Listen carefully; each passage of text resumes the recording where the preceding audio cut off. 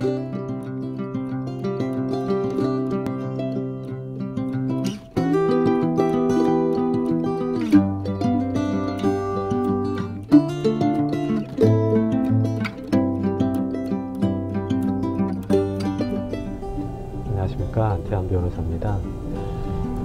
오랜만에 또 유튜브로 인사를 드리는 것 같습니다. 오늘은 단풍이 정말 아름답네요. 오늘은 오후부터 있는 이제 지방노동위원회 부당해고 사건 심판회의를 하기 위해서 지금 출장을 가고 있습니다. 오늘 사건은 실무에서 자주 일어나는 사건인데요. 근로자는 자기는 해고를 당했다라고 주장을 하고 있고, 사용자는 해고를 한 적이 없다, 해고를 한 적이 없고 근로자가 사직서를 쓰고 나간 거다, 아니면 근로자가 그냥 일하기 싫다고 사직하고 나간 거다 라는 그런 다툼이 실무에서는 자주 발생을 합니다. 그래서 근로자는 해고를 당했다고 주장을 하고, 사용자는 해고를 한 적이 없고 근로자가 그냥 자발적으로 회사를 나간 거다라고 주장을 했을 때, 이 다툼이 발생하게 되면 그게 보통 사건들이 그냥 순간적으로 뭐 10분, 20분 내에 관두겠어 하고 나가거나, 아니면 회사 관둬 하고 이제 이게 순식간에 벌어지는 일이기 때문에 입증 자료가 그렇게 많지 않다는 거죠. 그리고 그 사실을 증인이 있다거나 그렇지 않은 경우다 상당히 존재를 합니다. 그래서 실제 이게 사직인지 해고인지에 따라서 법률 관계는 완전히 달라지거든요. 만약에 사직이라고 한다면 그 법률 관계, 고용 관계 단절이 끊어지는 것이 사직에 의한 거다라고 하면은, 이거는 그냥 민법상의 계약관계의 종료로 보기 때문에 노동법적인 문제가 발생하지 않습니다. 만약에 이게 근로자가 아닌 사용자가 일방적으로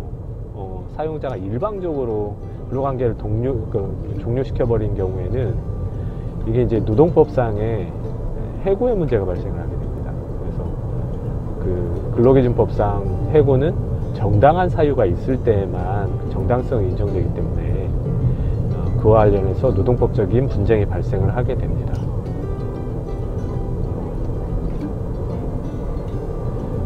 첫 번째 쟁점은 사용자와 근로자 사이에 해고인지 사직인지에 대해서 그렇게 다툼이 있을 경우에 이걸 누가 입증을 해야 되느냐. 증인도 없고, 그 다음에 객관적인 사직서도 제출하지 않았고, 이런 경우에 판례는 뭐라고 보고 있냐면, 근로자와 사용자 사이에 해고인지 사직인지 여부에 대한 다툼이 있고 서로 의견이 불일치되는 경우에는 원칙적으로 사용자가 그 근로관계의 단절이 해고가 아닌 것, 즉 사직에 의한 것이라는 것에 대한 입증할 그런 의무가 있다고 입증 책임을 부여를 하고 있습니다. 그래서 근로자든 사용자든 이런 법적인 다툼이 발생할 경우를 대비를 한다는 게 좀 어렵긴 하지만, 이게 상당히 실무상으로는 까다롭거든요. 인정을 할지 말지 여부가. 그래서 고용관계를 단절시킬 때는 해고인지 아닌지를 명확히 하기 위해서, 사용자 입장에서는 만약에 해고가 아니라고 한다면 근로자를 통해서 사직서를 제출을 받아야 되고, 그리고 해고가 맞다고 한다면 근로자에게 해고의 서면 통지, 해고의 시기와 해고의 사유를 구체적으로 적시한 해고의 서면 통지를 하는 것이 노동법에 규정하고 있는 절차 규정에 합당한 그런 처분이 될 것 같습니다. 그리고 근로자 같은 경우에도 자신은 회사를 그만두고 싶은 생각이 없는데, 사용자의 부당한 지시라든지 아니면 사용자가 거의 해고시키려고 막 하는데 그 형식만 사직으로 하려고 하는 그런 모습을 띈다든지 할 경우에는 보통 사직서에는 일신상의 이유를 이유로 한 사직한다라는 표현을 많이 쓰는데, 거기에다가는 반드시 일신상 이유가 아닌 자기가 회사를 그만두는 이유에 대해서 명시를 하고 그 서면을 제출하더라도 그런 걸 제출을 하는 것이 자기가 사직한 게, 자의적으로 사직한 게 아니다라는 거에 대한 입증이 될 수 있을 것 같습니다.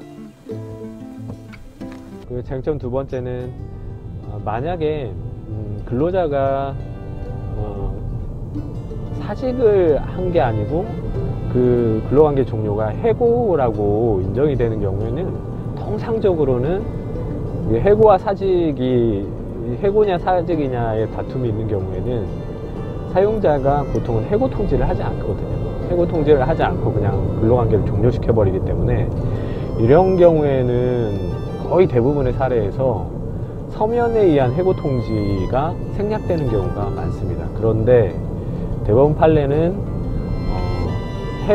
이게 해고라고 인정이 돼버리면 해고의 서면 통지, 구체적인 해고 시기와 해고의 사유를 명시하지 않고, 또 그것도 서면으로 명시하지 않는 경우에는, 그거는 뭐 징계 사유든 해고 사유가 인정되든 말든, 아니면 해고가 뭐 그 양정에 있어서 정당하든 말든, 그런 거는 판단하지도 않고 무조건 절차 위반으로 그냥 해고가 무효라고 그렇게 판단을 합니다. 그런 부분에 있어서 해고인지 사직인지를 명확히 하기 위해서 이 부분은 사용자 측에서 조금 많이 필요한 조치일 것 같은데, 그 근로관계 단절을, 처음에 근로관계를 시작할 때도 마찬가지 근로계약서를 쓰는 것처럼 근로관계를 종료하는 경우에도 명확히 근로관계의 종료가 해고에 의한 것인지 아니면 사직에 의한 것인지, 그런 것들에서 명확히 해두는 것이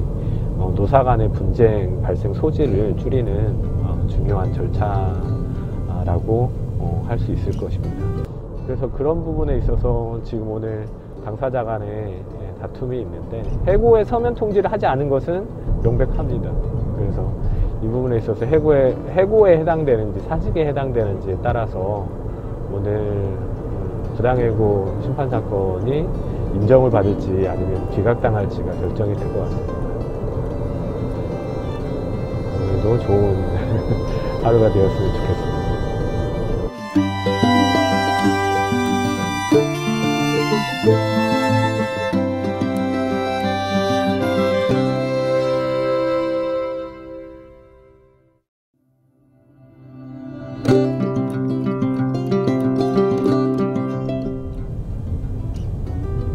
신문회의가 잘 마쳤습니다.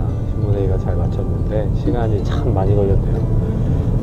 보통은 노동위원회 사건 한 건당 걸리는 시간이 거의 1시간에서 1시간 이내로 걸리는 사건은 그렇게 많지 않고, 보통은 1시간에서 1시간 반 사이에 이제 끝나는데 이번 사건은 생각보다 오래 걸려가지고 거의 1시간 50분, 2시간 가까이 되는 시간 동안 신문회의를 열었습니다. 신문회의 하는 동안에 결국에는 이 사직의 의사표시 아니면 해고의 의사표시를 확인하는 시간이 2시간이 걸렸습니다. 다른 뭐 절차적인 거나 해고 통지를 했는지 안 했는지는 너무 명확하기 때문에, 이렇게 이제 실무상으로 분쟁이, 만약에 근로자와 사용자끼리 분쟁이 발생하게 되면은 이렇게 해고인지 아니면 사직인지가 판단하기가 쉽지가 않습니다. 정황, 그 고용관계를 단절하게 되는 그 의사표시, 당사자들의 의사표시를 하는 그런 상황, 그리고 간접적인 그런 동기들, 이런 것들과 관련돼서 여러 가지를 질문하고 그에 대해서 답변을 받다 보니까 시간이 좀 오래 걸리는 것 같습니다. 그래서 날씨가 아주 좋네요. 이제 가을 분위기도 물씬 생기고, 좋은 날씨, 좋은 일들만 가득하기를 기원드립니다. 자, 노동전문변호사 안태환이었습니다.